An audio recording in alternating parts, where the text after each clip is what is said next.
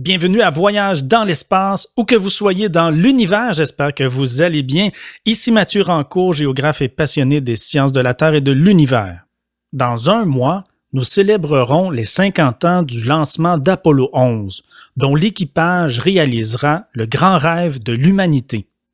Mais les mois qui ont précédé ce lancement ont été marqués par une foule d'événements qui constituent le véritable dernier droit de la course à la Lune amorcée en mai 1961.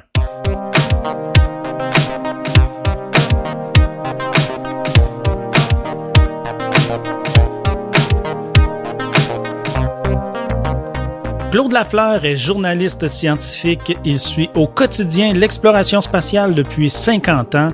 Écrivain, il a rédigé de nombreux ouvrages en astronautique. Il commente l'actualité spatiale dans les médias québécois.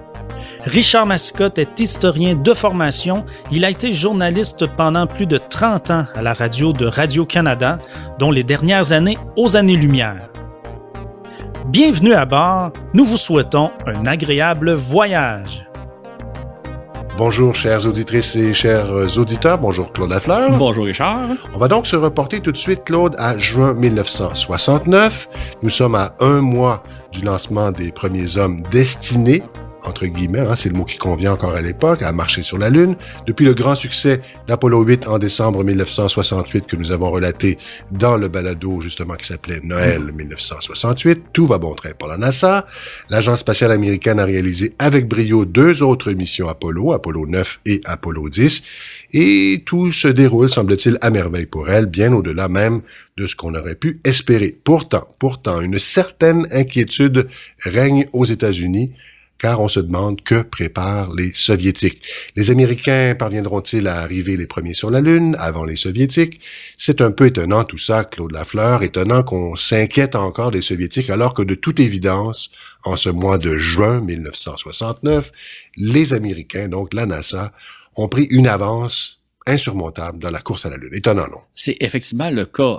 Il rayait une certaine inquiétude parce qu'on se disait... Les Soviétiques n'ont sûrement pas dit leur dernier mot. Ils mijotent sûrement encore quelque chose.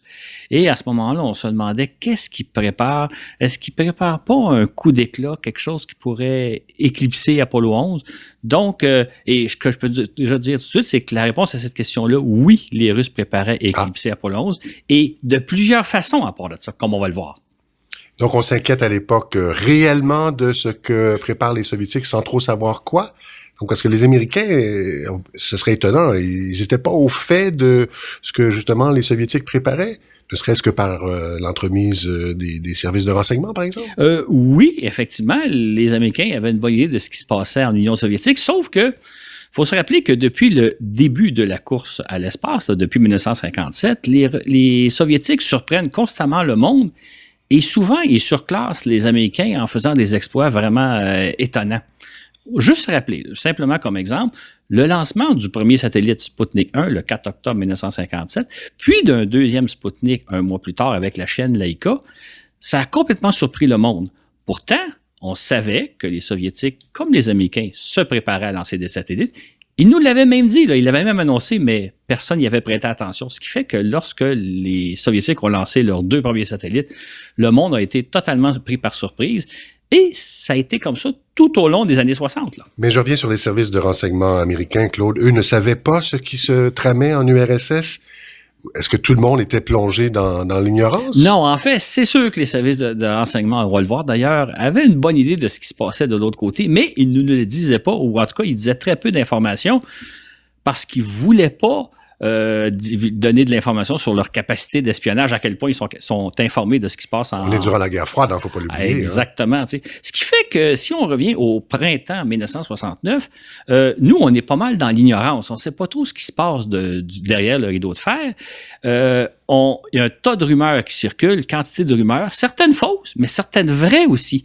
Donc, et nous, on n'est pas en mesure de faire la différence entre le vrai et le faux. Ce qui fait qu'au printemps 69, il règne une certaine inquiétude, je dirais l'inquiétude d'une fin de course, comme on va le voir. Effectivement, comme on le verra dans quelques minutes, la course à la Lune aurait été, semble-t-il, encore plus palpitante si on avait su à l'époque tout ce qu'on sait à présent.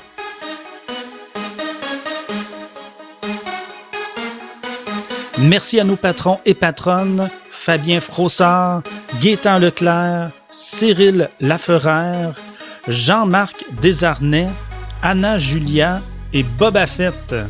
Votre soutien est très apprécié. Nous vous dédions cet épisode.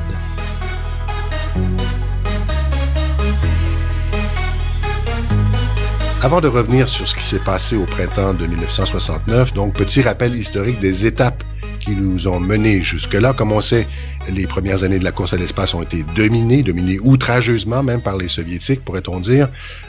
Non seulement ont-ils lancé les premiers satellites, comme un peu Claude l'a dit tout à l'heure, nettement plus lourds que ceux des Américains, mais ils ont aussi lancé, par exemple, le premier homme dans l'espace, Yuri Gagarin, en avril 1961. Un premier homme a passé une journée complète dans l'espace, c'est-à-dire Titov, en août 1961. Le premier duo d'hommes dans l'espace, soit Nikolaïev et Popovitch, en août 1962. La première femme dans l'espace, Valentina Tereshkova, en juin 1963. Une première capsule avec 3 hommes à bord, le Voskhod, d'octobre 1964. Et sixièmement, puisqu'on parle de 6 faits particulièrement, le premier homme a marché dans l'espace, Leonov, en mars 1965.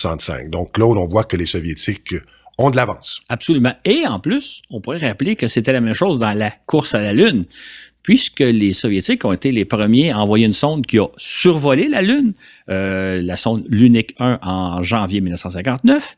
Ils ont ensuite été les premiers à percuter la Lune en septembre 59 avec la sonde Lunik 2.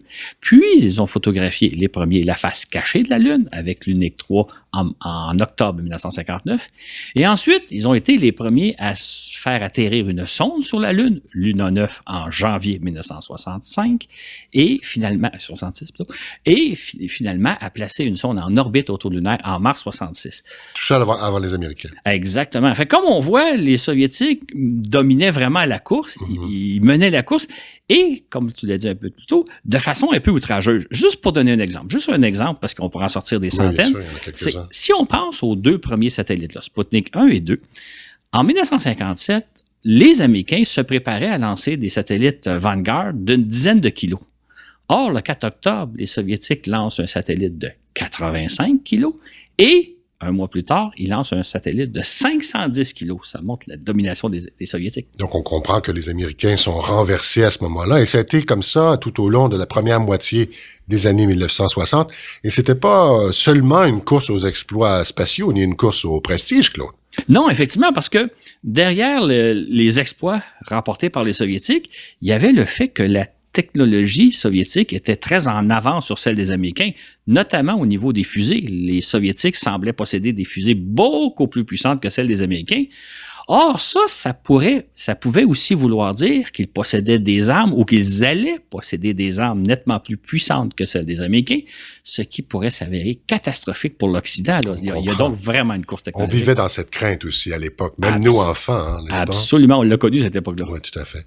La course à l'espace, on le comprend maintenant, revêtait donc une signification militaire majeure, pour ne pas dire nucléaire, même s'il s'agissait avant tout d'une course au prestige et de nature scientifique. Cependant, à partir de 1965, les Soviétiques ont cessé de progresser, pourrait-on dire, tandis que les Américains, eux, vont entreprendre de combler leur retard à grande vitesse et à grands pas.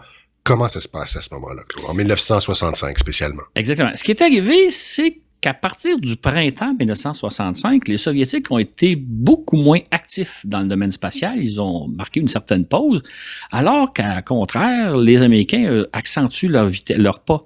Entre autres, en l'espace de 20 mois, ils réalisent 10 missions habitées Gemini et en même temps, ils auscultent la Lune de fond en comble avec les sondes Lunar Orbiter et Surveyor. Ce qui fait qu'à la fin de 1966, les Américains sont en avance sur les Soviétiques. Ils ont comblé leur retard et ont pris même une certaine avance. On peut donc parler effectivement d'un renversement étonnant. Et comment on explique justement ce revirement à l'époque?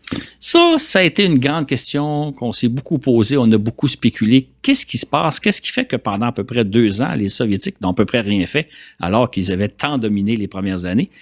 Et l'explication la plus plausible qu'on a trouvée, c'était qu'ils marquaient une pause pour développer de nouveaux lanceurs, de nouveaux vaisseaux spatiaux révolutionnaire qui allait faire une vive concurrence au matériel Apollo Saturne V que développait la NASA pendant ce temps-là. Donc, on s'attendait à ce que les Soviétiques rebondissent en 1967, d'autant plus que cette année marquait le 50e anniversaire de la révolution bolchevique, autrement dit, la fondation de l'URSS. Nul doute que les Soviétiques allaient célébrer en grande pompe cet anniversaire. On le levait un petit peu ici à Montréal à Expo 67 avec de nombreux satellites ou maquettes de satellites. Donc, en faisant valoir leur puissance et leur excellence dans une foule de domaines de la science, des arts et de la culture, ainsi que militaire. Donc, cet anniversaire-là est très important pour eux. Absolument. On le soupçonnait à l'époque, on l'avait même un peu observé, mais ce qu'on a appris beaucoup plus tard, c'est que les dirigeants de l'URSS avaient émis des décrets à l'effet que 1967 devait être une année triomphale pour l'Union des républiques socialistes soviétiques, l'URSS. Mm-hmm. Entre autres, ils avaient émis comme décret que des cosmonautes devaient se rendre jusqu'à la Lune, probablement à l'automne 1967, là, donc faire une espèce d'aller-retour tout simplement. Les Soviétiques avaient l'intention de supplanter les Américains dès 1967 dans la course à la Lune. Mais ça s'est pas passé exactement comme ça. Le 24 avril, les Russes subissent leur première grande tragédie spatiale lorsque Vladimir Komarov se tue lors du retour sur Terre de sa capsule Soyouz 1, Claude. C'est ça, exactement. Et les Américains aussi ont subi leur première grande tragédie quelques mois plus tôt, là, le 27 janvier 67. 3 astronautes meurent brûlés vifs dans une capsule Apollo, là, alors qu'ils étaient en entraînement au sol. Donc, les deux puissances avaient subi une grande tragédie au début des années de 1967. En réalité, les Soviétiques avaient connu une première tragédie un an plus tôt, Claude, hein, mais dont en Occident, on ne mesurait pas l'ampleur et on va le faire seulement des années plus tard. Donc, il s'agit du décès de Sergueï Korolev, le 14 janvier 1966. Ce jour-là, Korolev se fait opérer pour un simple polype à l'intestin. Cependant, sur la table d'opération, les chirurgiens découvrent une importante tumeur cancéreuse. Korolev va mourir quelques heures plus tard des suites d'hémorragie. Il venait tout juste d'avoir 59 ans.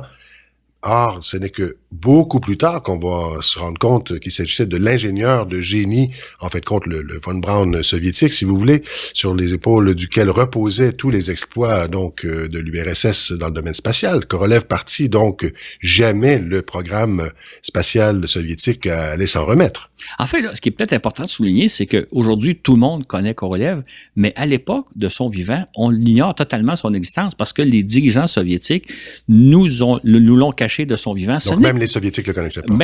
Personne ne le connaissait. Et donc, on a appris sa mort le lendemain, le 15 janvier 66, mais ça a pris des années avant qu'on réalise vraiment qui était le personnage, l'importance que Korolev va jouer dans le programme soviétique. Ça a été des années plus tard et non pas au moment de son décès. Il y aura d'autres tragédies, malheureusement, si on peut dire. Une autre tragédie qui a marqué les Soviétiques et aussi un peu tout le monde de l'espace, qui est survenue le 28 mars 1968, lorsque Yuri Gagarin va se tuer aux commandes d'un chasseur supersonique. C'est ainsi que du côté russe, on enregistre coup sur coup 3 pertes tragiques, tandis que les Américains en subissent une. Les accidents d'Apollo 1 et de Soyouz 1 ont pour conséquence de suspendre tous les vols habités durant plus d'une année, mais comme nous l'avons mentionné dans la première partie de notre balado 12 hommes sur la Lune, la course à l'espace va reprendre en octobre 1967 à 15 jours d'intervalle seulement avec les lancements d'Apollo 7 et de Soyouz 3. L'équipage d'Apollo 7 va passer 11 jours en orbite terrestre pour tester la capsule Apollo, vérifier que tout fonctionne bien. Et quelques jours après leur retour sur Terre, les Russes font de même en lançant un Soyouz avec un cosmonaute à bord qui lui aussi va donc mettre à l'épreuve la capsule Soyouz. Ce qui fait que les deux missions, au terme de ces deux missions-là, elles sont couronnées de succès. Donc les deux grands sont prêts à entreprendre la suite de la course à la Lune. Et à ce moment-là, les deux camps semblent effectivement assez près.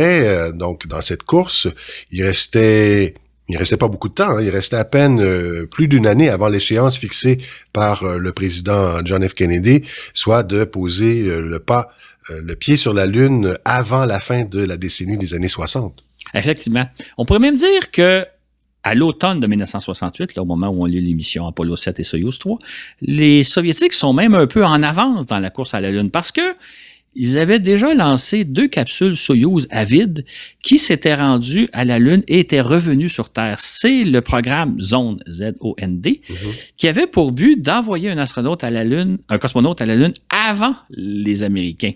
Et ce qu'on nous a dit à l'époque, c'est que les 2 missions, Zone 5 et 6, avaient été de grands succès. D'autres réussites de la fameuse cosmonautique soviétique, comme ils disaient à l'époque.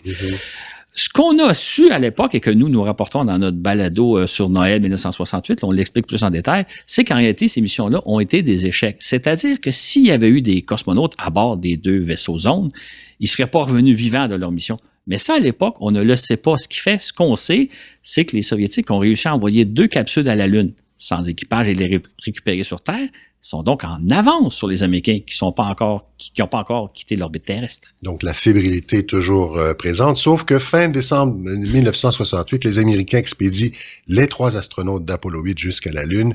Ceux-ci vont y passer le jour de Noël, une mission aussi spectaculaire qu'historique. Absolument. Ça a été un énorme triomphe pour les Américains, d'ailleurs, comme on l'explique dans le balado de Noël de 68, parce que pour la première fois, depuis le début de la course à l'espace, qui a commencé 12 ans plus tôt, pour la première fois, les Américains sont véritablement et incontestablement en avance sur les Soviétiques. Ça leur a pris 12 ans pour rejoindre et dépasser les Soviétiques. Donc, ils sont enfin premiers. Enfin!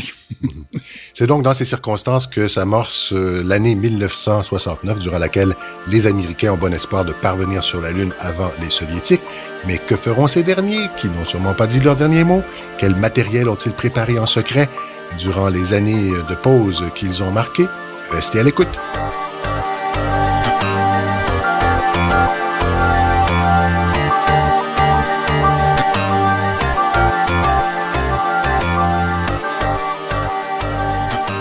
Ici, comme dans d'autres balados, Claude nous raconte l'intense course que se sont livrés Américains et Soviétiques pour être les premiers sur la Lune. Mais il raconte cette course folle plus en détail et avec une richesse d'illustrations dans un livre disponible sur Amazon et intitulé « Apollo, la plus formidable histoire du 20e siècle ».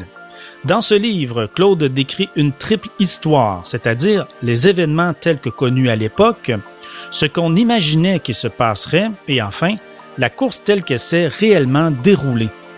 Cela donne une histoire palpitante et sensationnelle, un roman d'aventure où la réalité dépasse réellement la fiction.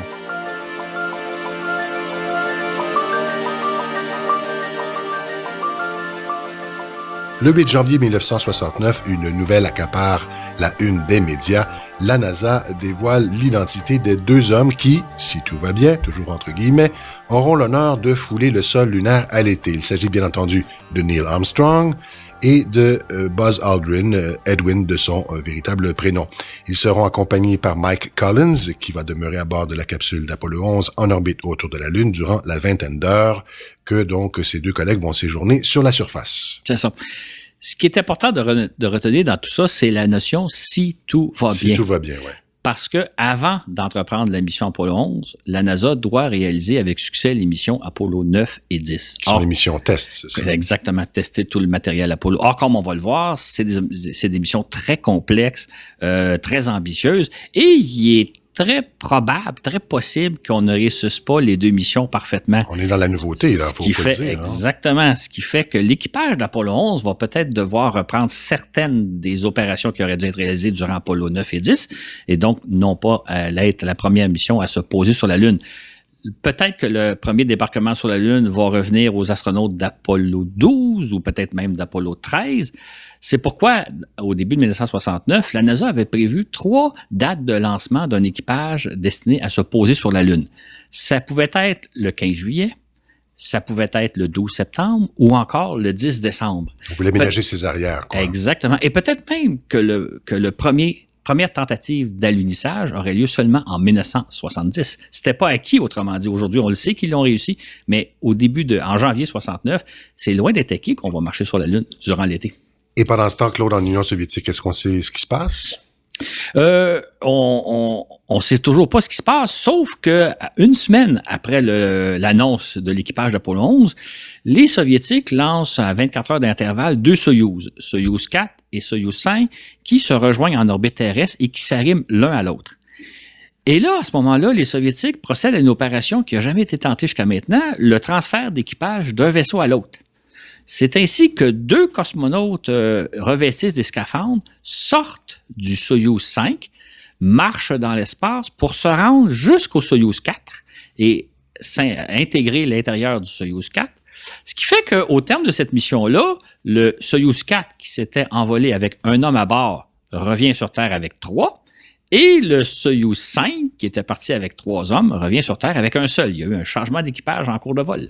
Et cette opération va surprendre un peu tout le monde. Pourquoi avoir procédé, on peut se le demander, on va te le demander, Claude, pourquoi avoir procédé à un tel transfert d'équipage? Quel était le but? Est-ce que les Soviétiques s'amusaient ou est-ce que c'était quelque chose de sérieux? C'était la question qu'on s'est beaucoup posée. Pourquoi ce transfert d'équipage-là? À quoi jouent les Soviétiques, si on peut dire? Surtout que ce qu'ils nous ont dit à l'époque, c'est que cette mission-là préfigurait l'éventuelle opération de station spatiale placée en orbite terrestre. C'est-à-dire que les Soviétiques nous ont fait valoir que un jour prochain, ils installeront donc des stations spatiales en orbite et les vaisseaux Soyouz transporteront l'équipage et l'équipage devra donc passer du Soyouz à la station spatiale. Donc, l'opération avait un peu pour but de préparer le terrain.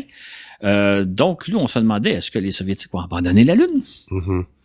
Et justement, est-ce qu'ils concédaient la palme aux Américains à ce moment-là? C'est encore une fois la question qu'on se posait, parce qu'on savait pas, hein, ils ne faisaient jamais part de leur plan, ils nous disaient jamais ce qu'ils préparaient, et certains observateurs ont fait valoir que le transfert d'équipage, ça va être utile pour l'opération de station spatiale. D'ailleurs, c'est ce qu'on fait aujourd'hui. Les Soyouz transportent des équipages qui transfèrent dans la Station spatiale internationale. Oui, sauf qu'ils sortent pas à l'extérieur. Non, c'est ça se fait à l'intérieur. D'ailleurs, donc, les gens disaient ça peut servir aux stations spatiales, mais ça peut servir aussi à des missions lunaires, parce que dans le cadre de missions lunaires, il y a une partie de l'équipage qui va se transférer du vaisseau qui est en orbite autour de la Lune vers le module lunaire pour se poser sur la Lune. Donc, l'opération peut servir aux 2 types de programmes, d'autant plus que les Russes avaient amorcé un 3e volet de programme.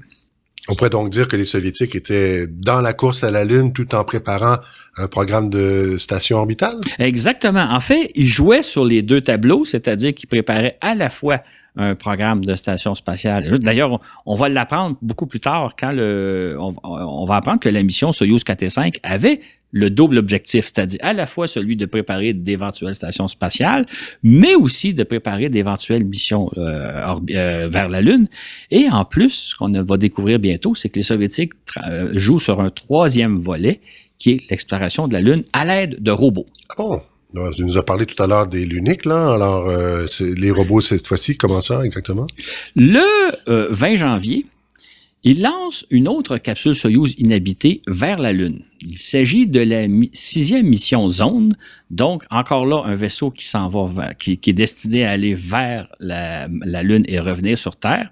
Sauf que la fusée fonctionne mal et le vaisseau est détruit. On n'entendra jamais parler de cette mission-là avant plusieurs années. Sauf que, ça c'est le 20 janvier, le 31 janvier, il y a un article qui paraît dans le New York Times qui nous fait état d'un accident de lancement sans vraiment nous en dire plus. De toute évidence, le New York Times fait allusion à cet accident-là et ça nous indique que les services de renseignement américains sont quand même assez au fait de ce qui se passe en Union soviétique, mais ils nous en disent pas trop pour pas dévoiler leur capacité d'espionnage. Donc, nous, on comprend que cet article-là nous indique que les Américains sont assez au fait de ce qui se passe de l'autre côté du rideau de fer, sans nous en dire plus, par exemple. Oui, si on lit entre les lignes, oui. Exactement. Puis 3 semaines plus tard, un autre accident de lancement va survenir, mais celui-là va demeurer secret très longtemps. Or, si ce lancement avait réussi, les Soviétiques auraient davantage brouillé les pistes de la course à la Lune. Qu'est-ce qui s'est passé à ce moment-là? Absolument. C'était donc une fusée soviétique qui lançait une sonde vers la Lune. Cette sonde-là transportait la première automobile destinée à rouler sur la Lune. Baptisée Lunokhod plutôt, baptisée Lunokhod. Cette automobile-là ressemble un petit peu au géologue sur roue dont se sert la NASA ces temps-ci pour explorer la planète Mars. Donc, une automobile qui allait étudier la Lune. Les Soviétiques, ce qu'ils avaient l'intention de faire, c'est donc de faire en sorte que le véhicule se pose sur la Lune et parcourt des dizaines de kilomètres pour étudier la Lune durant plusieurs semaines, plusieurs mois. De cette façon-là, les Soviétiques auraient pu dire qu'il est beaucoup plus économique, beaucoup plus efficace d'explorer la Lune à l'aide de robots que de risquer la vie comme le font les Américains. Et ça a marché? Il semble que les Soviétiques ont bel et bien exploré la Lune à l'aide de Lunokhod, non? En fait, le premier lancement d'une Lunokhod en février 69 a échoué, mais on l'a jamais su à l'époque. On n'a jamais su qu'ils avaient tenté. Ils vont réussir l'opération en novembre 1970, donc en faisant poser sur la Lune un premier Lunokhod. Et durant 11 mois, ce véhicule-là va explorer une dizaine de kilomètres à la surface de la Lune. Ils vont ils vont déposer un deuxième lunocode en janvier 1973. Et à ce moment-là, durant 4 mois, le véhicule va parcourir 40 km, donc couvrir beaucoup plus de terrain que des astronautes qui iraient sur la Lune pendant une journée ou deux. Oui, qui font pas beaucoup de kilométrage. Ah, exactement. Est-ce à dire qu'en ce début d'année 1969, ils ont déjà renoncé à tenter, donc on parle des Soviétiques, de parvenir les premiers sur la Lune? Pour plutôt changer leur plan en explorant la Lune avec des robots, c'est ça? Oui, absolument pas, hein, parce que une autre mission qui aura eu lieu dans le plus grand secret, dont on n'entendra parler que des années plus tard, c'est que le 21 février, ils lancent leur première fusée lunaire, donc une fusée de type N1, qui est l'équivalent de la fusée Saturne V de la NASA. Donc, dans les années 1980, on va obtenir confirmation de ce qu'on soupçonnait dès 1967, c'est-à-dire que, comme la NASA, les Soviétiques ont développé cette fusée géante plus haute qu'un édifice de 30 étages. Cette fusée, donc N1, comme le disait Claude, mesurait 105 mètres de haut et générait au décollage l'incroyable poussée de 4500 tonnes. Imaginez, la N1 était 35% plus puissante que la Saturne V. Il s'agit de la plus puissante fusée jamais lancée. Son premier tir a lieu dans le plus grand secret, Claude, donc ce 21 février 69. C'est ça. Ce jour-là, la fusée décolle peu après midi de sa plateforme de tir au cosmodrome de Baïkonour. Ce décollage-là a été absolument ahurissant. La quantité de bruit et de vibrations qui se dégagent des moteurs de la fusée au moment du décollage, on n'a jamais perçu rien de tel. Cependant, ce qui arrive, c'est que dès le départ, certains problèmes techniques se produisent à la base des moteurs fusée du premier étage. La fusée s'élève quelque peu, mais au bout de 69 secondes, les ordinateurs de bord éteignent tous les moteurs et le mastodonte de 3000 tonnes s'écrase 2 minutes après son décollage à 52 km de la plateforme. Donc, un accident terrible.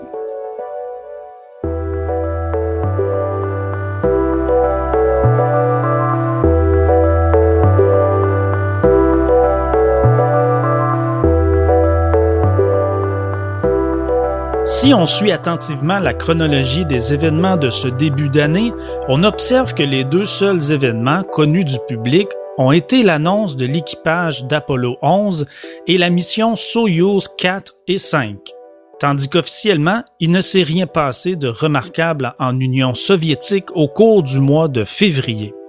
Ce qui, comme on vient de le voir, était loin d'être le cas. Et l'autre événement dont on parlait à l'époque était la préparation de la mission Apollo 9, dont le lancement était prévu pour le 28 février. En mars 1969, la NASA va donc procéder à la mission Apollo 9, la 3e envolée du programme Apollo avec des hommes à bord. Auparavant, en octobre 1967, l'équipage d'Apollo 7 avait testé durant 11 jours la capsule Apollo en orbite terrestre. Cet équipage s'était envolé de Cape Kennedy, comme on disait à l'époque, le Cap Canaveral d'aujourd'hui, à bord d'une petite fusée Saturne 1B. En décembre, l'équipage d'Apollo 8 s'était envolé pour la première fois au moyen de la gigantesque fusée lunaire Saturne 5 de la hauteur d'un édifice de 36 étages. Et bien, un coup parti, il s'était rendu jusqu'à la Lune, réalisant une mission inoubliable dont on a parlé il y a quelques secondes. Voici donc avec Apollo 9, un équipage va tester pour la première fois tout le matériel Apollo, y compris l'important module lunaire qui va se poser sur la Lune en orbite terrestre. C'est ça. En fait, le but de la mission, c'est de tester le module lunaire avec un équipage à bord, ce qui n'avait jamais été fait. En fait, jusqu'à présent, tous les éléments du programme Apollo avaient été testés lors de vols, mais sans équipage. L'équipage d'Apollo 9 serait le premier à tester tous les éléments cruciaux du programme. Pour la première fois, tout le matériel serait testé en vol par des astronautes. Et de quelle façon on va s'y prendre et en particulier, comment on va mettre à l'épreuve à ce moment-là le module lunaire, Claude? C'est ça. Ce qui est arrivé, c'est que cette mission-là se déroule en orbite terrestre, comme on le dit. Donc, ça va être une mission beaucoup moins spectaculaire qu'Apollo 8. Par contre, c'est une mission de grand défi technologique parce que là, pour la première fois, 2 vaisseaux vont devoir manœuvrer l'un en fonction de l'autre en orbite terrestre, ce qui ne s'est jamais fait. Pour la première fois, mais pourtant, on a parlé de Soyouz 4 et 5, donc ça s'était passé en janvier. C'est pas ce que les Soviétiques avaient fait? Ça rimait? Non, il y a une différence importante. C'est que dans le cas des Soyouz 4 et 5, c'est que le Soyouz 5 est allé rejoindre directement le vaisseau Soyouz 4 pour s'y arrimer. Les Américains avaient procédé sensiblement au même genre de vol en réalisant des missions Gemini où une capsule Gemini s'arrimait à un étage orbital. Là, ce qui va arriver, c'est que pour la première fois, il y a 2 des membres de l'équipage qui vont monter à bord, qui vont s'installer à bord du module lunaire. D'accord. Le module lunaire va se séparer de la capsule Apollo, à bord de laquelle va rester un 3e astronaute. Et les 2 vaisseaux vont s'éloigner jusqu'à une bonne centaine de kilomètres l'un de l'autre pour revenir ensuite se rejoindre, s'arrimer l'un à l'autre. Un aspect très important de la mission, c'était, comme on le devine, le module lunaire n'est pas conçu pour se poser sur Terre. C'est-à-dire que si jamais, au terme de la mission, l'équipage, qui est les 2 astronautes qui étaient à bord du module lunaire, s'avérait incapable de rejoindre la capsule Apollo, à ce moment-là, ils allaient périr parce qu'ils ne peuvent pas revenir sur Terre. On prenait beaucoup de risques à l'époque. On prenait beaucoup de risques, effectivement, et c'était la première fois que des astronautes voleraient à bord d'un vaisseau incapable de revenir sur Terre. Et c'était une mission techniquement complexe, mais comme tu l'as dit un petit peu tout à l'heure, moins spectaculaire qu'Apollo 8, mission qu'on a pratiquement oubliée. Absolument. En fait, autant à l'époque, on s'est beaucoup moins intéressé à la mission Apollo 9 qu'à la mission Apollo 8, mais même aujourd'hui, lorsqu'on raconte la conquête de la Lune, souvent on oublie de parler de cette mission-là. Maintenant, ce qu'il faut avoir de vue, c'est que si jamais cette mission-là avait révélé un problème majeur avec le module lunaire, ou pire encore, si elle s'est terminée en tragédie, jamais on se serait posé sur la Lune à l'été 1969. C'est une mission cruciale du programme Apollo. On l'a dit un petit peu plus tôt que l'équipage devait s'envoler le 28 février, Claude, mais il est finalement parti le 3 mars. Pourquoi ce retard de quelques jours? C'est une bonne question parce que les journaux de l'époque rapportent que le 28 février, tout est prêt pour s'envoler, tout l'équipement est prêt, sauf l'équipage. Ah bon? Donc, l'équipage n'était pas prêt. Pourtant, habituellement, on fait ses devoirs puis on s'entraîne. C'est un peu étonnant, non? Oui, effectivement. En fait, ce qui est arrivé, c'est que pour ceux que l'équipage était prêt, il s'est entraîné, sauf que l'équipage avait un rhume. Il s'était enrhumé. Ah bon, un rhume. Et un rhume d'homme, évidemment, puisque c'était que des astronautes hommes. Alors, tout ça pouvait retarder un décollage de fusée. En fait, ça peut paraître banal, un rhume, hein, ça nous arrive tous, ça ne nous empêche pas de travailler. Sauf que quand vous partez pour l'espace, un rhume, c'est tout à fait autre chose. Ce qu'il faut se rappeler, comme on l'a déjà expliqué, dans les premiers jours où vous êtes en apesanteur, le sang a tendance à s'accumuler dans la tête de l'astronaute, dans le crâne. Parce que normalement, nous, sur Terre, le sang descend vers le bas, attiré par la gravité, mais lorsque vous n'avez plus de gravité, lorsque vous êtes en apesanteur, le sang reste donc tout dans la tête, vous êtes donc déjà tout engorgé. Si vous ajoutez à cela un rhume, donc là, vous êtes super congestionné. Là, ça devient presque débilitant. Ce qui fait qu'on ne peut pas s'envoler pour l'espace si on a un banal rhume. Dans le cas des astronautes d'Apollo 9, le lancement est retardé de quelques jours, le temps que l'équipage se bourre de décongestionnant et que laisse la nature faire son œuvre. Ils ont finalement été prêts le 3 mars. Effectivement, la fusée Saturne V, qui transportait pour la 2e fois un équipage, s'envole le 3 mars, comme tu dis, Claude, à 11 heures précises.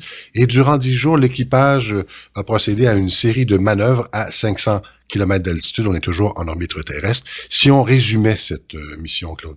Si on résumait la mission, c'est que ça a été une mission parfaitement réussie. Tout s'est très bien passé, ce qui a encore une fois contribué à nous la faire oublier, là, parce que si jamais il y avait eu un problème majeur, s'il y avait même eu une tragédie, la mission serait passée à l'histoire. On la voit au cinéma, mais c'est quand même rare qu'on en parle. Exactement. Souvent, on voit, il en parle pendant 15 secondes, puis on n'en parle pas. Pour résumer un peu ce qui s'est passé, c'est qu'au 5e jour du lancement, le commandant de la mission, James McDavid, et le pilote du module lunaire, Rusty Swaggart, se sont installés à bord du module lunaire.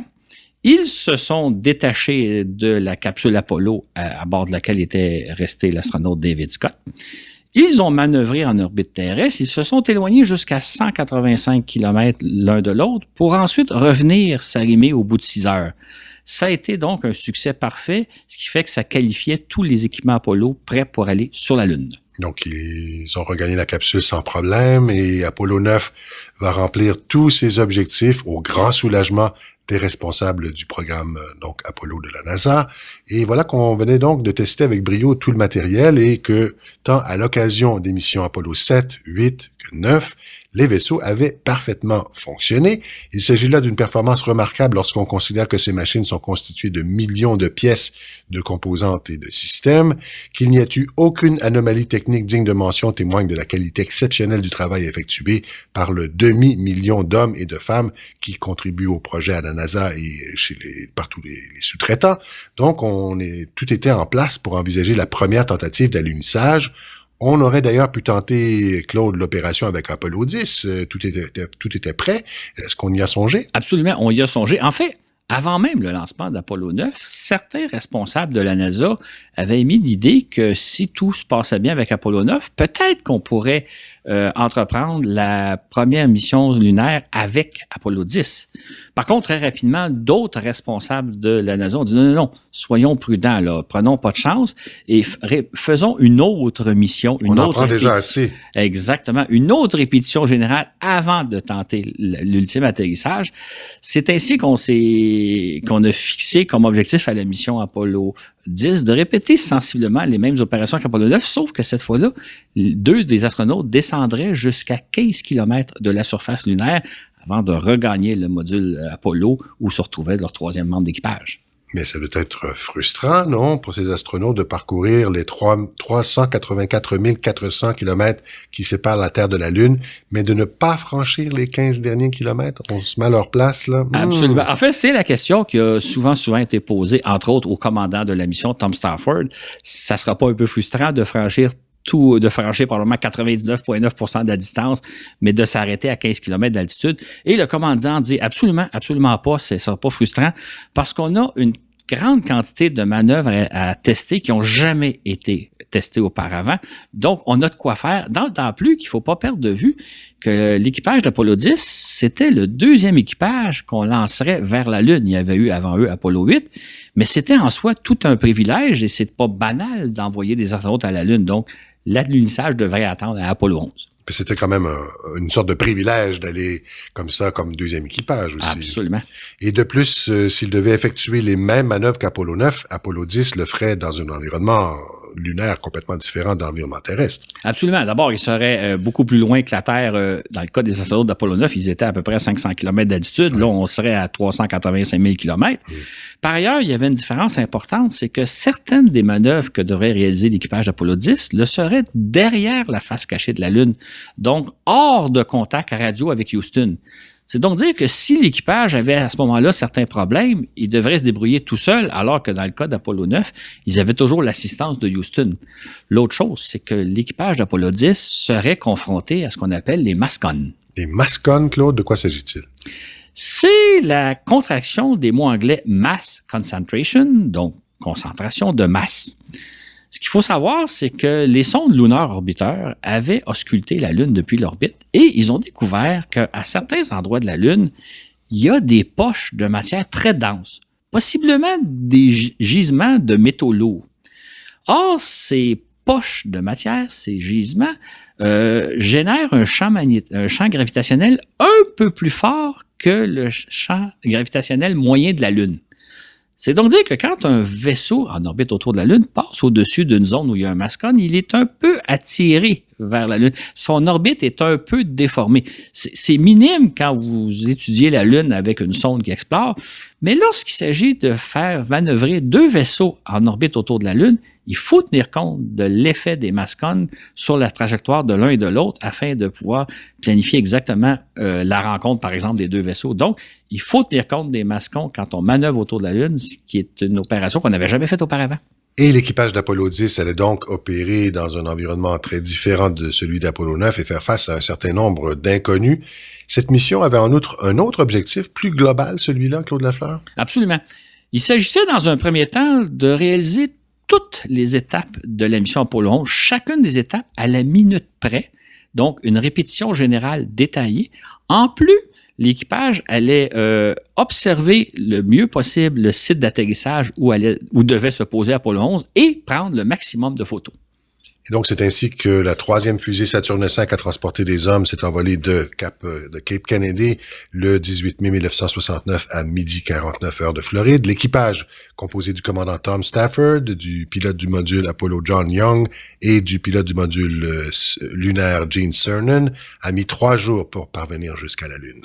C'est ça. Et au 4e jour, ça a été le clou de leur mission, c'est-à-dire que Stafford et Young se sont installés aux commandes du module lunaire. Ils se sont séparés de la capsule Apollo où est demeuré Cernan. Et là, ils sont descendus sur la Lune en suivant exactement la trajectoire que devait emprunter l'équipage d'Apollo 11. Donc, ils ont fait toutes les manœuvres pour aller se poser où devait se poser l'équipage. C'est une répétition, quoi. Une répétition générale. Et ensuite, ils sont remontés tels que devaient le faire les astronautes d'Apollo 11 au terme de leur mission. Et durant la descente, le commandant Stafford a pu confirmer que la trajectoire prévue pour l'atterrissage ne posait aucun problème et que le site d'atterrissage, qu'ils ont quand même observé d'assez près, là, le site d'atterrissage donc ne posait aucun problème pour s'y poser. Il n'était pas accidenté. Tout semblait très beau. Donc, la mission a été un franc succès, une 4e mission Apollo parfaitement effectuée. L'équipage revient sur Terre au bout de 8 jours et 3 minutes, alors que la mission, vous allez voir pourquoi on dit ça, alors que la mission Apollo 11 devait durer 8 jours et 3 heures. C'est dire donc à quel point Apollo 10 a répété minute par minute les étapes de la mission Apollo 11, à l'exception de la marche lunaire de 2h30. Et Apollo 10 aussi nous a rapporté quantité de belles photos, Claude. Absolument. En fait, aujourd'hui encore, les photos prises par l'équipage d'Apollo 10 figurent parmi les plus belles photos de la Lune qu'on possède. Parce que, sous l'angle que ces photos-là ont été prises, le sol lunaire apparaît comme plutôt brun caramel, alors qu'habituellement, on voit le sol lunaire très foncé, très noir, très gris. Sur les photos que nous ont rapportées les astronautes d'Apollo 10, on a l'impression que la Lune est hospitalière. À certains endroits, on a l'impression qu'on a affaire à de belles plages bourré de cratères, mais la Lune semble beaucoup plus hospitalière. Mais c'est pas sombre en plus. Exactement, semble beaucoup plus hospitalière que l'est en temps normal. C'est vraiment des belles photos que nous a rapporté l'équipage d'Apollo 10. Apollo 10 confirme donc que les Américains sont fin prêts pour effectuer ce vieux rêve de l'humanité de se poser sur la Lune. En conséquence, plus rien ne semble devoir retarder le décollage d'Apollo 11 prévu pour le 16 juillet à 9h30 du matin. Plus rien ne paraît donc entraver l'exploit d'Apollo 11, à moins que les Soviétiques ne trouvent moyen de tenter de l'éclipser. Mais que pouvaient donc tenter les Soviétiques? C'est ce qu'on va voir dans la prochaine partie, et comme on va voir, il n'était pas à court d'idées.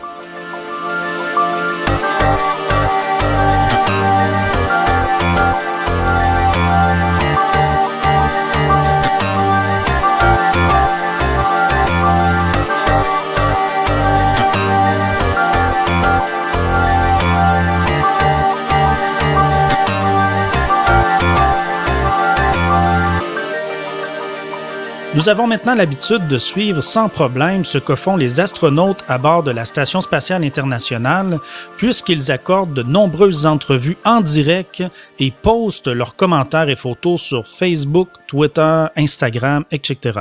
Tout ça nous paraît normal, banal même.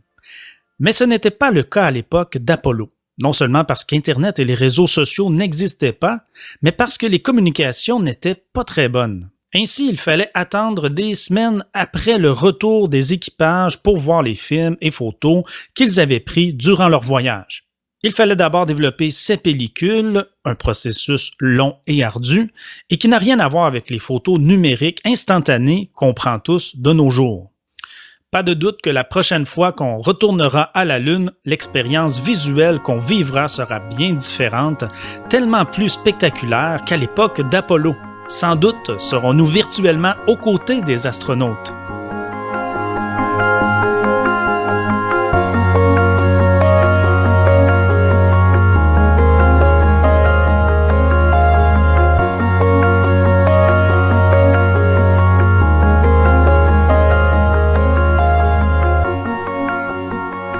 Les Soviétiques n'avaient donc pas dit leur dernier mot, nous as-tu dit, Claude, avant la pause.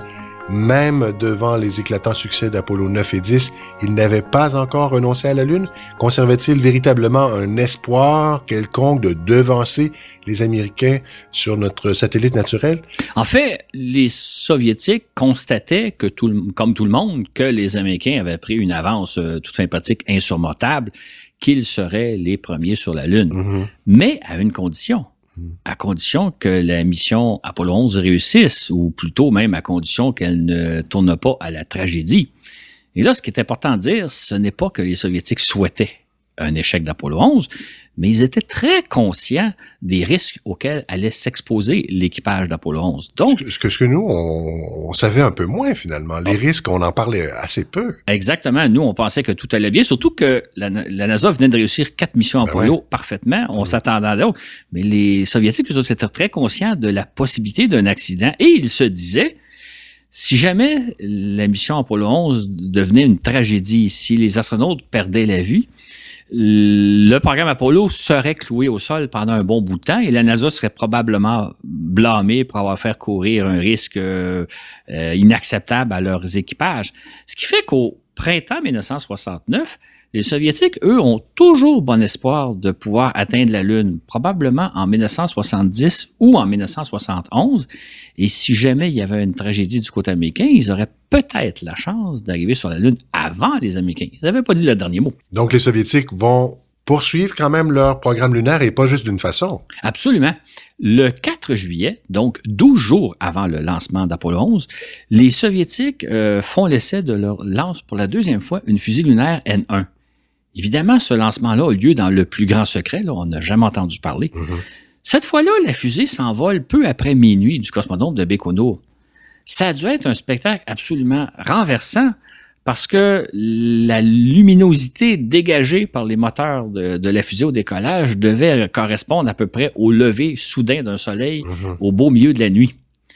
Maintenant, dès le départ, certains problèmes techniques surgissent au niveau des moteurs du premier étage et la fusée s'élève à peine de 200 mètres avant que l'ordinateur de bord décide d'éteindre tous les moteurs de la fusée. À ce moment-là, la fusée, tous les moteurs sauf un.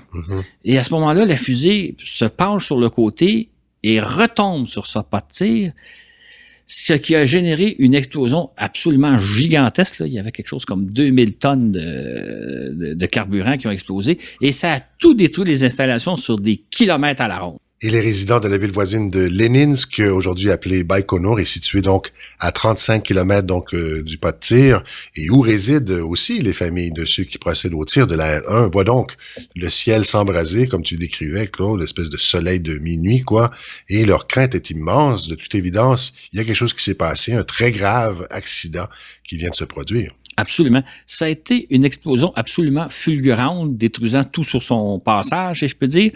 Et c'est probablement l'explosion la plus importante que l'on ait générée, que les humains aient générée, si on tient pas compte des explosions nucléaires. On voit ce qu'il y a dans une fusée, hein. Absolument. Il y avait 2000 tonnes de carburant et on considère que c'est une explosion qui équivalait à 250 tonnes de TNT.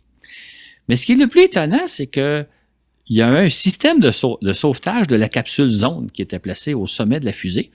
Ce système-là est rentré en action juste avant que la fusée se détruise, de sorte que la capsule à bord de laquelle il y aurait pu y avoir des astronautes, des cosmonautes, est venue se poser indemne 2 kilomètres plus loin. Ce qui fait que s'il y avait eu des hommes à bord, ils s'en seraient tirés, malgré l'explosion absolument inimaginable. Oui, terrible accident, en effet, presque pas imaginable. Et on n'a rien su, évidemment, encore à l'époque. L'accident est demeuré secret, un secret absolu, ou encore là, les services de renseignement américains l'ont inventé, en ont fait mention? En fait, pour nous, ça a été un secret vraiment absolu. Les deux lancements de la fusée N1, les deux échecs, on ne l'a appris que, je pense, une quinzaine d'années plus tard. Là, si ma mémoire est bonne, c'est dans les années 80. Et nous, on n'avait aucune idée qu'ils avaient procédé donc à un lancement en février. On connaissait même pas cette fusée-là? On connaissait la fusée. On en avait entendu parler, mais on savait pas qu'ils avaient procédé à 2 essais en 1969. On peut, par contre, imaginer que les services de renseignement, eux, étaient au fait.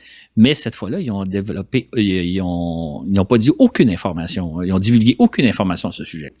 Étonnant tout de même, puisqu'un tel accident n'a sûrement pas dû passer inaperçu, hein, on imagine. Et après une catastrophe d'une telle ampleur, on imagine que les Russes ont mis fin à toute tentative de faire ombrage à la mission Apollo 11, ou c'est pas ça qui s'est passé? Absolument pas. Malgré la série d'échecs qu'on vient d'évoquer, les Soviétiques ont persévéré. Et cette fois-là, se sont retournés vers le programme d'exploration de la Lune à l'aide de robots. Ne me dis pas qu'on a tenté d'envoyer une autre automobile lunaire, les Lunokhod dont tu nous parlais un petit peu plus tôt? Non, ils ont tenté d'envoyer plutôt de récupérer des échantillons de la Lune, de les rapporter sur Terre juste avant l'équipage d'Apollo 11 puisse le faire. Les Soviétiques encore tentaient de prendre de vitesse les Américains. C'est quand même assez incroyable. Absolument. En fait, ce qu'on a appris beaucoup plus tard, c'est que le 14 juin, ils ont procédé au lancement d'une nouvelle fusée vers la Lune. Cette fusée-là était équipée d'un étage fusée capable de rapporter des échantillons lunaires sur Terre. Comprendre un peu le scénario, c'est que la sonde se serait posée sur la Lune. Un bras robot serait allé recueillir à peu près 100 de grammes d'échantillons. Ça ressemble un peu aux missions qu'on fait actuellement. C'est des missions qu'on a un peu l'intention de faire éventuellement. Donc, récupérer 100 de grammes d'échantillons, le placer à bord d'une capsule. L'étage fusée de la sonde a alors décollé de la Lune, ce qui aurait été une première. Personne n'avait encore décollé de la Lune, et serait revenu vers la Terre. La capsule aurait traversé l'atmosphère terrestre à haute vitesse, là, telle une météore, pour finalement se poser en parachute au Kazakhstan. C'est ainsi qu'à la fin du mois de juin, les Soviétiques auraient été en possession des premiers échantillons de sol lunaire bien avant les Américains.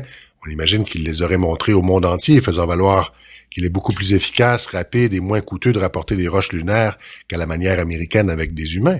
Absolument. Sauf que ce qui s'est passé... Ça n'a pas marché. Ça n'a pas marché. La fusée a encore une fois explosé et la sonde a été détruite.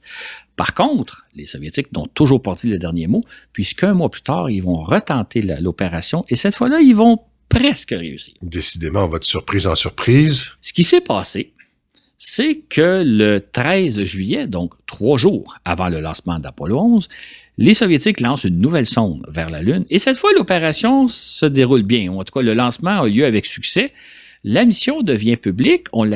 Les Soviétiques l'appellent Luna 15. Donc, officiellement, il s'agit de la 15e sonde lunaire lancée par les Soviétiques. Et est-ce qu'on savait qu'est-ce que Luna 15 s'en allait faire sur la Lune? Absolument pas. Les Soviétiques nous ont donné aucune information. En fait, comme ils disent toujours à chaque fois qu'ils lancent une sonde vers la Lune, la sonde va aller étudier l'espace cosmique.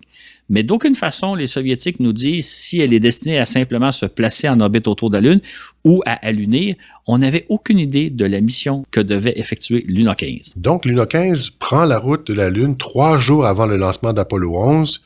On peut se demander si ça inquiétait la NASA, si ça représentait une menace, par exemple, un danger de collision pour l'équipage d'Apollo 11, par exemple? Absolument. La NASA était très inquiète. D'ailleurs, ils ont pris contact avec les autorités soviétiques pour leur dire, pourriez-vous nous donner certaines informations à propos de Luna 15 parce que on voudrait pas qu'elle interfère avec notre mission Apollo 11. Or, les Russes, tout simplement, leur ont dit, écoutez, ne vous inquiétez pas, d'aucune façon, Luna 15 va menacer la vie de l'équipage d'Apollo 11, il n'y aura aucune interaction. Maintenant, les Soviétiques sont refusés à donner aucune autre information, c'est-à-dire pas plus à indiquer à la NASA, est-ce que la sonde allait tout simplement se placer en orbite lunaire ou même tenter d'atterrir. On n'avait aucune idée de la mission qu'allait accomplir Luna 15. Donc, qu'est-ce qui s'est passé, Claude, à ce moment-là? Tel que prévu, la sonde se place en orbite lunaire le 17 juillet. Donc, soit au lendemain du lancement de l'équipage d'Apollo 11, qui s'est envolé le 16 juillet, les Soviétiques possèdent donc 3 jours d'avance sur les Américains.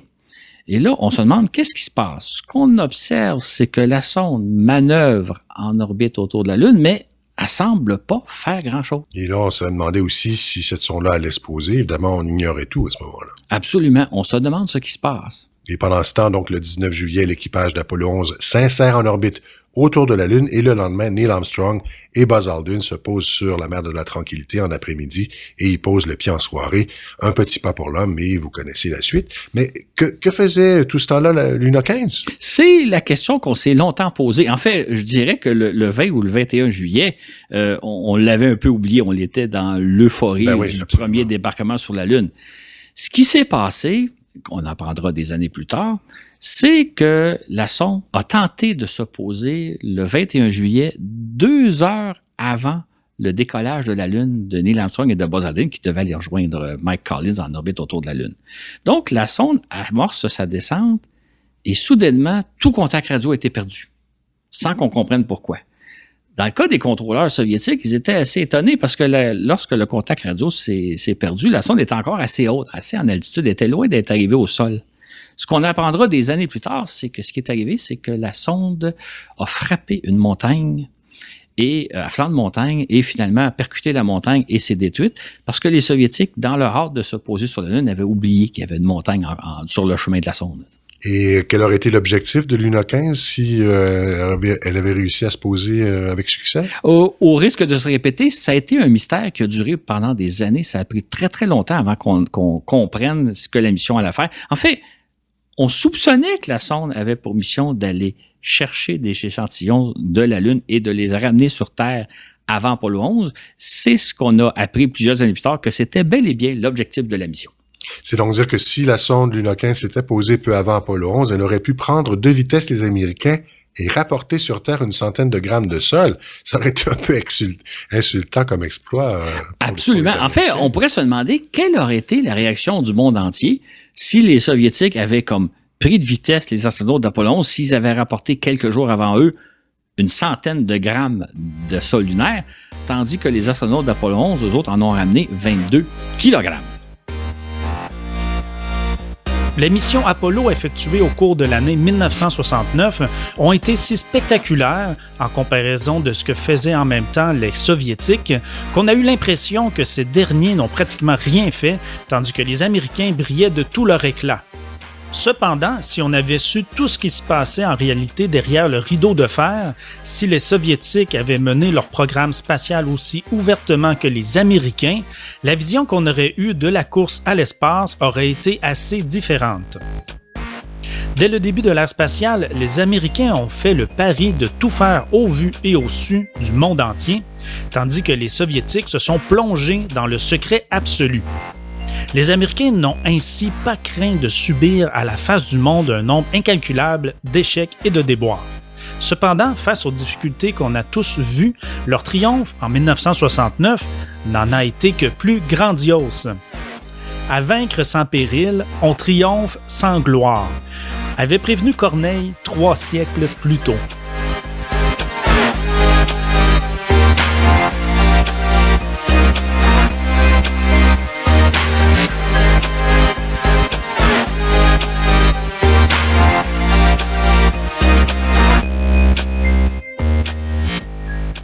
L'équipage d'Apollo 11 ayant complété avec brio ses petits pas, entre guillemets bien sûr, la course à la Lune entamée 8 ans plus tôt prenait donc fin avec une victoire éclatante des États-Unis.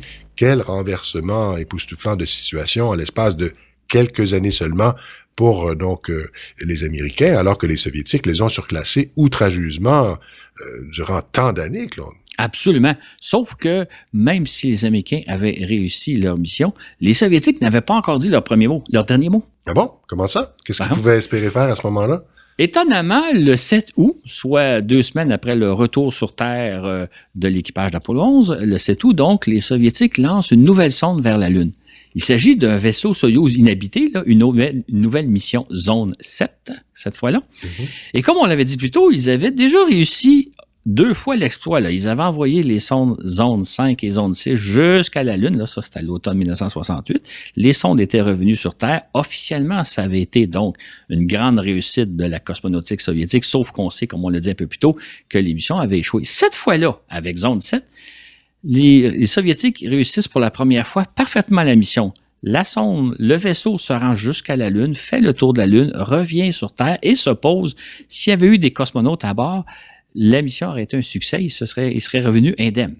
Est-ce qu'ils vont lancer justement un zone avec un équipage?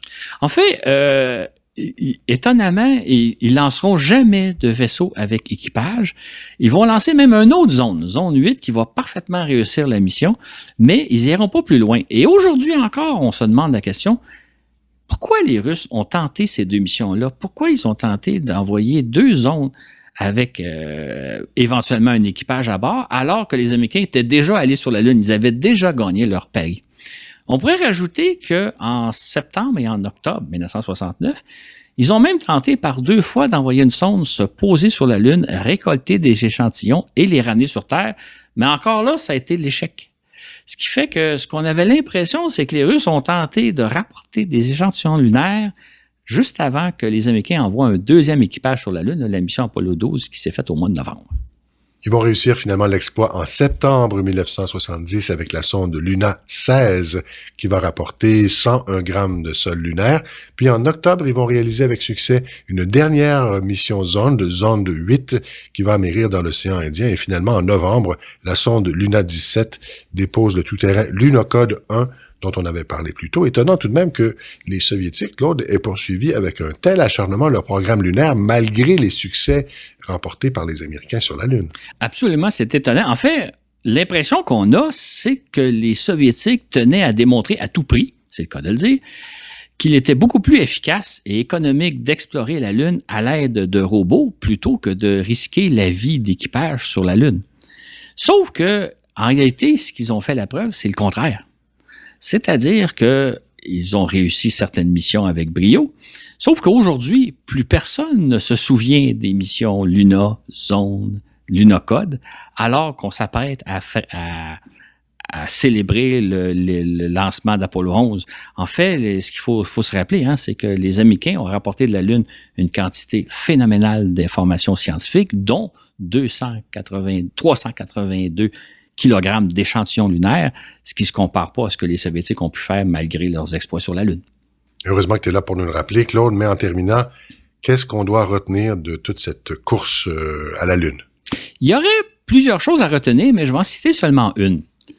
Dans les années 60, alors que les Soviétiques dominaient outrageusement la course à la Lune, comme on l'a souvent rapporté, il y avait un certain nombre d'experts et d'analystes qui disaient le système socialiste à la soviétique est beaucoup plus efficace, beaucoup plus productif que le système capitaliste à l'américain.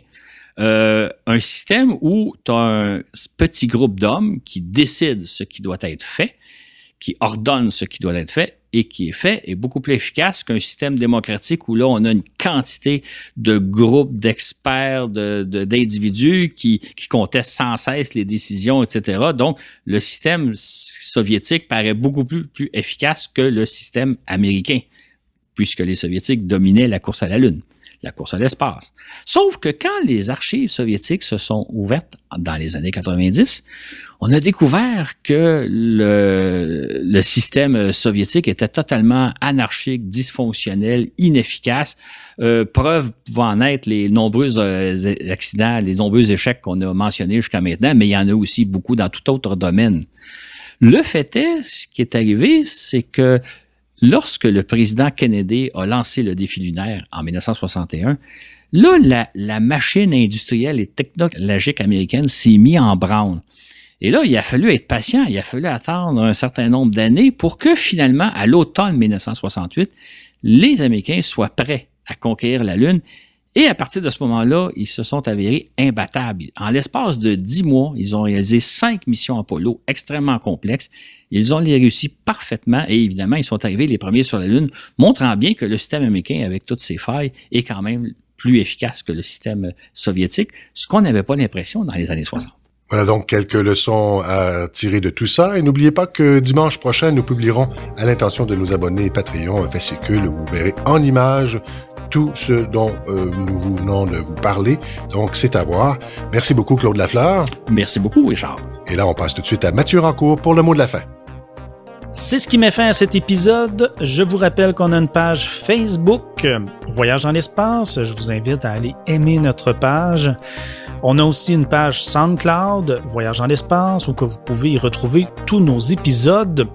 Merci à tous nos patrons, toutes nos patronnes qui nous supportent sur notre page, sur notre plateforme patreon.com/voyage dans l'espace. Sur ce, où que vous soyez dans l'univers, on vous dit à la prochaine pour un autre voyage dans l'espace.